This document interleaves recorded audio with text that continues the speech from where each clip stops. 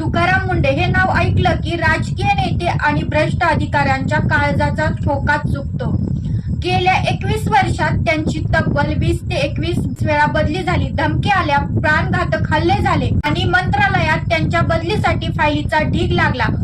पण ही अधिकारी कधीच झुकला नाही. आज पाहणार आहोत तुकाराम मुंडेंना नक्की कोण कोण नडलंय. नमस्कार, मी आदिती आणि तुम्ही पाहता ट्रुथ न्यूज. सुरुवात झाली सोलापूर पासून. तिथे मुंडेंनी थेट वाळू माफियावर हात टाकला. स्थानिक नेत्यांना दबाव आणला.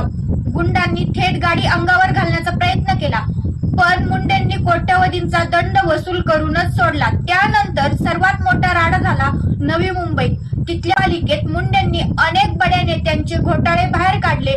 नेते इतके वैतागले की इतिहासात पहिल्यांदाच एका आयुक्ताला हटवण्यासाठी सर्वपक्षीय नगरसेवकांनी एकत्र येऊन अविश्वास ठराव मंजूर केला.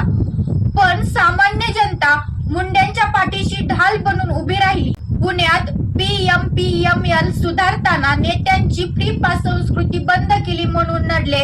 नाशिकमध्ये आल्यावर महापौर आणि आमदारांनी थेट मुख्यमंत्र्यांकडे मुंडेंचा तक्रारीचा पाढा वाचला. हा अधिकारी कोणाचंच ऐकत नाही असा रडगाणा गात तिथूनही बदली घडवून आणली. आणि नागपूर कोरोनाच्या संकटात जेव्हा लोक भीतीच्या छायेत होते तेव्हा मुंडेंनी कडक शिस्त लावली.